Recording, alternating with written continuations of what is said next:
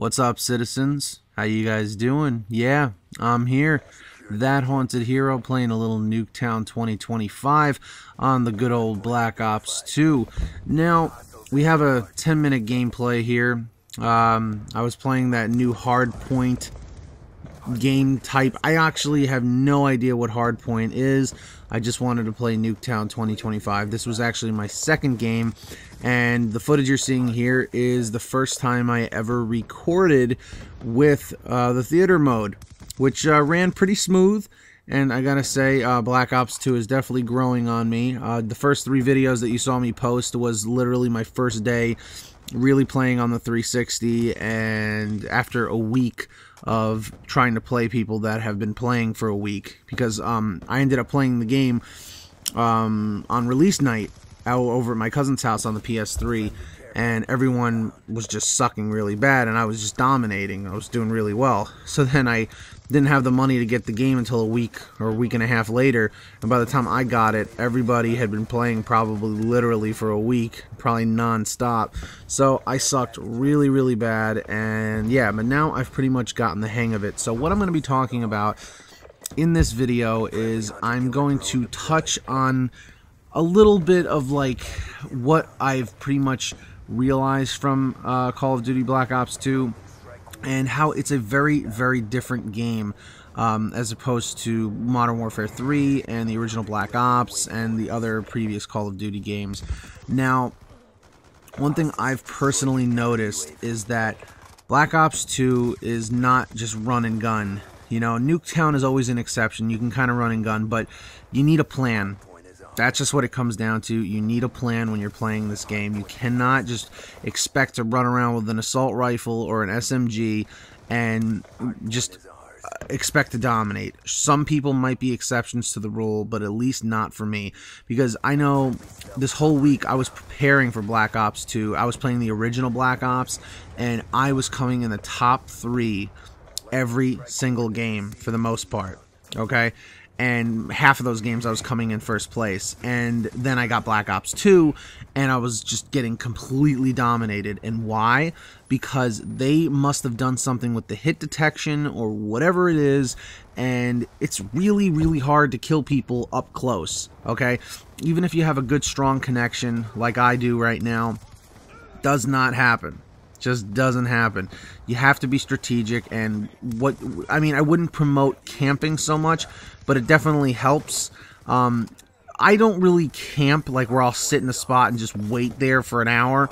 If I camp, quote unquote, what I do is I just kind of, you know, like pick a spot where I know the spawn is going to be roughly around, like kind of like right where I'm here. I know people are going to be coming around the bus, so I wait. Pick a couple people off, then I move, because there's no point in me running out right into traffic and getting totally mauled down by like 18 people shooting at me. So that's one thing I've realized big time. Now, Nuketown 2025 is, I'm glad they brought it back. I'm glad they brought Nuketown back, because this was a fun map. It was a good map to rank up on, and it's just very cool overall. I mean, I don't even need to tell you that. It's just a fun map. And you know what the funny thing is? When I originally played the first Black Ops, I did not like Nuketown because I sucked at Call of Duty. Like, really, really sucked. Like, I would get like 5 or 7 kills and like 30 deaths a game. That's, you know, how it went. So I feel like in the time since 2010, I have progressed as a player. You know, I go on and off with Call of Duty, because after a while, Call of Duty gets really boring. But you know what? After all the time I've invested playing this damn game, I feel like I just want to be as good at the game as I possibly can get. Because you know what? When you do well and you're playing in a big lobby, especially like a big ground war lobby, and you come out on top, it's kind of cool every once in a while to hear some people you don't even know being like, damn, man, this guy was good. Like, holy crap, this guy got 40 or 50 kills. Oh, man, you know, every game. It just kind of makes you feel like you're kind of important for a little bit, you know? And it's a nice feeling. But, yeah, so Nuketown, generally, fun game. Fun map, I should say. I don't want to get into too many things off track here. I mean, there's really not too much to discuss about the Nuketown map. I mean, obviously, they just updated it for the 2025 year, and maybe somebody can clarify this. If you've made it this far in the video, obviously comment the comment code on the screen. And also, why is it that if the year is 2025, why is it that everything looks so retro in the game? Like, even in zombies, in the transit mode, everything looks like from the 50s. There's like 50s music playing and stuff, and like these buses here, they look kind of futuristic, but at the same time they look like they're from the 50s. So maybe somebody can clear that up. I'm not a campaign person. I've never played any of the Call of Duty campaigns. I am not a single player guy. I just cannot do it. I need to be playing multiplayer. I need to be playing with other people live. I just have never been into campaigns, except for when I played, you know, on the original PlayStation and PlayStation 2, because there was no online feature available. That's all I had. I had campaigns all my life. I had no choice but to play campaign games. And even then, I kind of hated it, but it's all we had. You know, I'm 25 years old, and when original PlayStation came out and PlayStation 2, I mean, that was like high-tech shit. See what that guy was doing in the corner? Camping in that corner? Those are people who ruin this damn game. They destroy kill streaks, and they're just a waste. They just sit there and they disguise themselves, and they think they're all clever because they can pick up a couple of kills by doing that. But there's literally no talent in doing that. Just sitting there and waiting for somebody to come and kill you, to get killed. It just, I don't know. I just have no respect for it. Like I said, if you're gonna camp for a few seconds, pick up a couple people off, and keep moving. You know, and you know what? Another thing that kind of drives me nuts. Is that a lot of people on YouTube that do tips and tricks videos, I mean, the only ones that I ever find that are very helpful or anything are just the lines of sight videos. But otherwise, when it comes to perks and all that other shit, it really what it comes down to is you have to know the spawns, you have to know the maps. That's really what it comes down to. I mean, because let's put it this way, I've personally, on past Call of Duty games, before I even get to create a class, just using the basic ones that are set up automatically, I've been able to do really, really well with those basic setups. So it's not necessarily all the perks. I mean, sure, switching up your perks, you know, like lightweight and hardline and this, like, they can help you get kill streaks faster. You know, you can move around the map a little bit. Like, I like to use extreme conditioning, and there's some new ones now, like dexterity and toughness and stuff like that.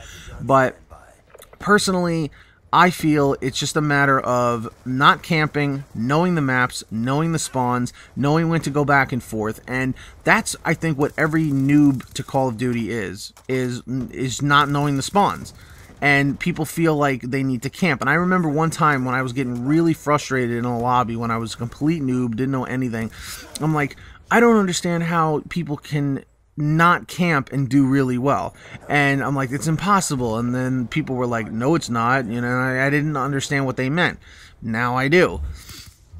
Call of Duty is not a hard game. It really, there's so many factors. You know, like if anyone ever asks, how do you get better at Call of Duty? I'm not the #1 person to ask, because I'm just kind of below average, I guess you could say. You know, I'm still kind of a rookie, an amateur rookie. I'm a professional rookie. I don't know how to refer to it. You know, getting a lot of kills on a map like Nuketown doesn't really prove that you're a great player, but, you know, if you only get like 10 kills on Nuketown and you get like 40 deaths, I guess you could pull that under the, you know, the noob category, if you will. But like in an average game, if you're getting 15, 20 kills or plus or whatever, you're doing pretty decent, in my opinion, at least. But again, there's a lot of factors in there. Like, for instance, as good as somebody might be, if there's somebody who knows the map just a little bit more and knows the timing on the spawns and a little bit more than you, they're going to take all the kills for themselves. Because I've seen there are games where like I get like 1 death and like 15 kills, and then the guy who's on the leaderboard on my team has like way more kills. Like he'll have like 40 or 50 kills, and they just hog all the kills, and you won't do as well, but you'll still go positive, you know? It just kind of happens that way. So I guess my question to all of you is, what are your thoughts on Nuketown 2025? Are you a fan of it or not? Do you like it? I don't know. Tell me in the comments section right now. Don't forget to leave a like rating down below. It really helps me out. And subscribe for more stuff. Become a citizen here on That Haunted Hero. But anyway, that is all I have for you. I hope you enjoyed this. The final score was 40 kills and 30 deaths. Not a great score, but it was kind of cool getting the kills. And that is pretty much all I got to say, citizens. Thank you for joining me here on That Haunted Hero. I will see you all very soon. This is That Haunted Hero, signing out.